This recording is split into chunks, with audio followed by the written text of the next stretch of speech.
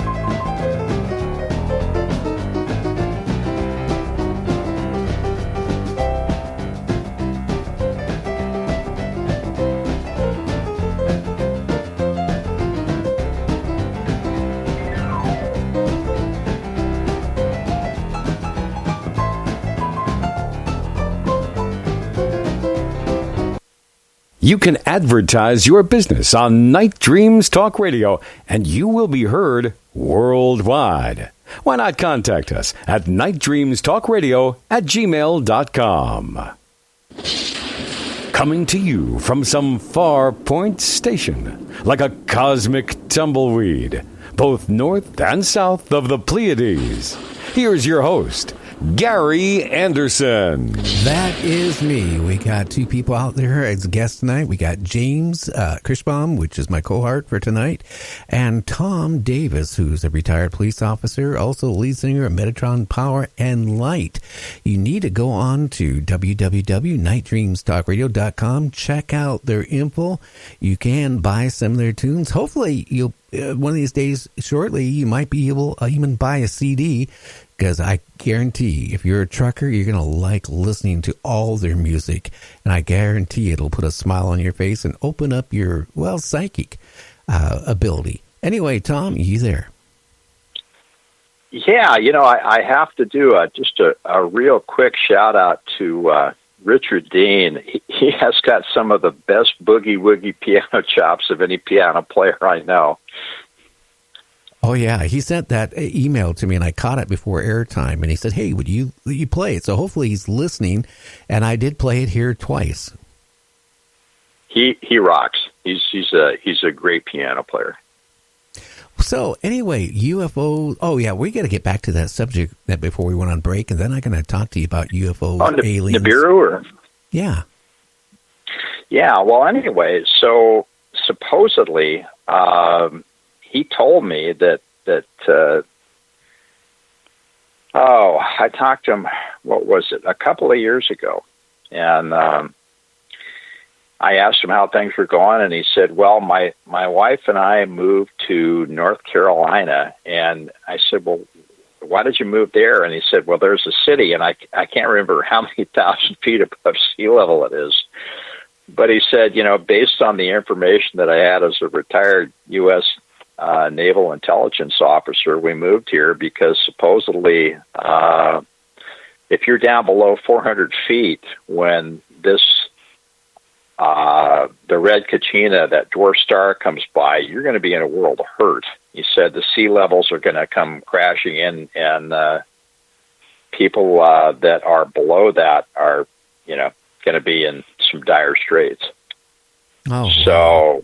He actually moved, he and his wife, to, I can't remember the name of that city. Maybe James knows where it is, but it's one of the higher elevation cities in North Carolina. I'm not sure which one that is, but I can assure you, I know what you're talking about. Yeah, people's going to have higher elevation for sure. Well, you've heard about Nibiru and those effects, then, James, right? Oh yeah, definitely. Yeah, whether or not they're true or not, but yeah, I've definitely heard about them and the effects. And like you say, look how much the moon affects the water levels and stuff. Could you imagine a force like that coming by? Oh my! Well, did you I see think the it news? would ruin everybody's day. Did you see the news today, guys? They were saying, well, maybe it isn't a big planet, that it maybe is a black hole. So I think scientists at this point don't even know what is what. I mean, they've been predicting that this thing was going to happen a long time ago, and it hasn't yet. But strange things are happening out there in the solar system. Well, sure. he tried to say that part of the problems that we're having with these Class 5 hurricanes, tornadoes, etc., and he also told me that there was some hocus pocus going on this end too with things like HAARP. But he also said that this red Kachina, this dwarf star, was starting to come in and was going to play hob with our communication systems, our climate, et cetera, et cetera. So, I don't really know, Gary. I know what he told me, and with a lot of things like that, I store them away for future frames of reference until I can find some material and corroborate what he's telling me. But he told me some things about what your friend Joyce said down in North Carolina too, and that was like 30 years ago. Which one was it? About the aliens? About the aliens that like to eat garden variety humans. Yeah. Oh yeah. Here's the whole thing. I get so many different guests on, and they all have their own views because we simply don't know. But we would have to be really naive to think we're the only humanoids or creatures that have intelligence in all of the universe, all of the galaxies, everything that's out there which has no end, that we are the smartest, creatures out there. Are we? I don't think so. I think we're on a planet that's been rebooted several times. Who knows where we originated from? Maybe we originated from, another race of aliens species. It brought us down here while they were, going through and robbing our resources off our planet. And they brought them down here as slaves. But the thing is, you'd have to be really naive to think we're the only intelligent creatures out there. And I just don't buy it, because some people say, well, these aliens are here to protect mankind, Tom. I don't believe that, because if they're here to protect us, then why would we have all the things that's happening bad right now? Antarctica melting and breaking up, Iceland, Greenland, all this stuff that's happening. The sea, is rising. Everything in the sea is starting to die off because of what we have done to the ocean. The temperature is rising. The water, it comes from the equator. It goes all the way up to the Atlantic Ocean, all the way up to around the UK, which keeps the UK and France and Germany and Russia from basically freezing over, is stalling right now. And this year they're predicting that UK is going to have the worst winter in the last 100 years. If that totally stalls, that could put all Europe into an ice age or a mini ice age or who knows what. Yeah. Everything that you say is true, and those things are happening. And I think that anyone that believes that's the bone that I have to pick, and it's one of the few that I have to pick with, Richard Gere. Greer, I like Dr. Greer, and I think that there are some really great ideas that he has. I love everything that he has to say about 0-point energy, but the points that he's making about space aliens being our brothers, okay, there are some that are perhaps our brothers, and they are benevolent, and they probably want positive things for humankind. However, when you look at this universe, or if you're of a Vedic mindset, universes, you realize that the yin and the yang, there is a positive, there is a negative. They hold the universe in the balance. It's all part of free will. There are aliens out there that are neutral. They're observers. They don't take sides. It's kind of like the Prime Directive in Star Trek. But to say that all of them are our friends and want the best things for us, you know and I know, is totally ridiculous. And not only that, but you make a very good point about mass extinctions on this planet. There have been at least, a dozen of them that I am aware of, and perhaps you're aware of more, where they have had mass extinction events on this planet. And what happened every time? Wow, humankind was receded. And the reason that I know that, if you basically read any of the anthropologies of people like Michael Cremo, he's proven that human beings, Homo sapiens sapiens, has been around here not hundreds of thousands of years, but millions of years. Well, I believe that. I do. And what I don't believe is that these aliens give off love, that they give off orbs, and they're here and, to, guide us. I don't see it. They haven't done anything that I'm aware of to help mankind. I mean, what I've seen is cattle mutilations, human mutilations. When you start seeing pictures of human mutilations, then you start realizing, and then if people like Timothy Cullen, that had an implant removed from the late Dr. Roger Lear, and there's been a lot of people that claim they have, implants. Whitney claims that he has an implant in his ear, and it can't be removed because every time they went to remove it, it moved. If these aliens are here to help us, they wouldn't be abducting people. As being a former police officer, what happens when somebody abducts somebody against their will? They go somewhere, don't they? Yeah, they do.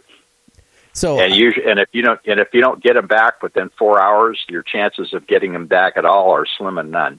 Oh yeah, and what I find it's really weird, that the amount of people that go missing every year is more than I think we even are aware of.